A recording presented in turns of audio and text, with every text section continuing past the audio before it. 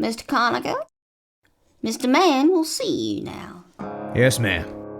Say, that ain't an original kick-ass, is it? What an excellent eye you have, Mr. Conacher. It is from his Hunted in the Jungle period, I believe. Why don't you go ahead and call me Dell, ma'am? Mr. Conacher was my grandfather's name. Yes, I remember. How much do you know about his relationship with the Mans, Dell? First I've heard he had one, ma'am. Radigan Conacher was not a chatty man. 60 years ago, your grandfather solved a rather sensitive problem for us. Well, maybe solved is too strong a word. But I'm sure Mr. Man will want to tell you all about it himself. Oh, one last thing. Even if he offers, do not shake his hand. He forgets sometimes. To my dearest maidservant Elizabeth, I, Zephaniah Mann, leave the rest and residue of my estate. To my faithful aide and tracker, Barnabas Hale of the Savage Australias, I divest complete control of Manco and... Cougar! Skip me for now, Mayor. I like this cougar's pepper sauce.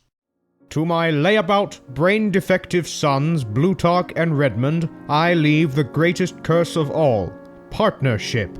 What land I have purchased in this new world is to be split evenly between you both. You have wasted your lives bickering over nothing, and so I leave you dimwits something of consequence over which to feud. Mr. Conacher, I'm told you are a man of many ideas and few words, so I'll get to the point. 40 years ago, my brother and I inherited a considerable parcel of land to share. Naturally, I assembled a team of the world's deadliest mercenaries to take it all by force. What I did not expect was that my idiot brother would think to do the same. My 10-minute land grab became an intractable stalemate. The solution? If I could not take my brother's land, I would simply outlast him for it. Look at my hands, Mr. Conacher. I have never worked a day in my life with them. They are the smooth hands of a baby. I have mounted an epic campaign of leisure against the ravages of time, waiting for nature to do to my brother what my men could not. And yet, here we are at the end, and he won't die. I must outlive my brother, and you must build me a machine to do it. God wants me dead, Mr. Conacher, and we are going to defy him. Make me a monster. All right. Don't just stand there in the rain, Mr. Conacher. Come in. You're soaked to the bone, poor thing. Who? It will save us both a lot of time if you don't ask who I am or how I know what I know. Who I am does not concern you. What I know is that you've agreed to build Blutarch Man a machine that will prolong his life indefinitely. Yes, ma'am. Mr. Conacher, could I possibly convince you not to build this machine? No, ma'am. No, I didn't think so. So let me propose an alternative. For the last 40 years, the Australians have outpaced the world in technology.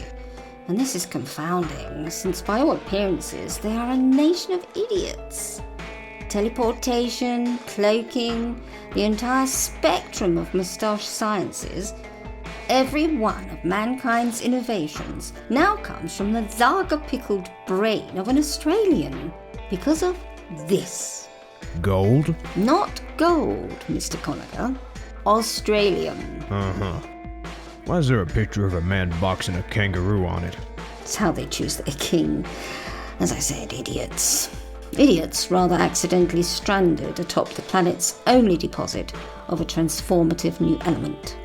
They're fanatically secretive about it, but I've spent the last decade hunting it, ounce by ounce. I've managed to amass £100. It's yours. Think, Mr. Conacher, if this element can make a genius out of an Australian, what would it do for a man of your faculties? Use it to build Blutarch Man his immortality machine if you must. All I ask is that you build one for Redmond Man as well. And then what do you think my rat-stink twin brother did? He built one too, that's what! I'm no closer to beating him than I was 100 years ago! And what's worse, your lummox of a grandfather didn't even build it right! This infernal thing is a lemon! I've barely cheated death out of a half-century with this pile of junk, and it's already breaking down! The way I see it, he was your grandfather, and you're on my payroll! Fix it! Sir, I'm flattered y'all think of me, but I have no idea how to fix this. Hell, if I touch it, it'd probably kill you. What if you had access to your grandfather's blueprints? Well now, that's a different story. Not much chance of that, though. The old man had 'em buried with him. Yes, I dug up your grandfather and looted his corpse. If it makes you feel any better, those scribblings have been the bane of my existence for 60 years. I've spent a small fortune trying to decipher them. Gibberish, every last page. You may borrow it. All I ask is that you... Sir? Is he all right? Give him a moment, dear. He's just dead.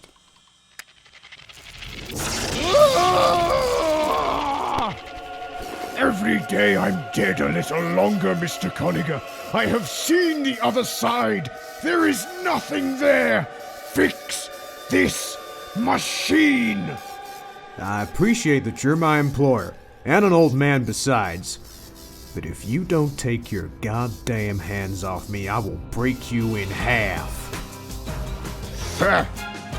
Take your grandfather's notes. Decipher them. Learn how to fix my machine. If you find anything else of interest, remember, it's mine. Bring it directly to me.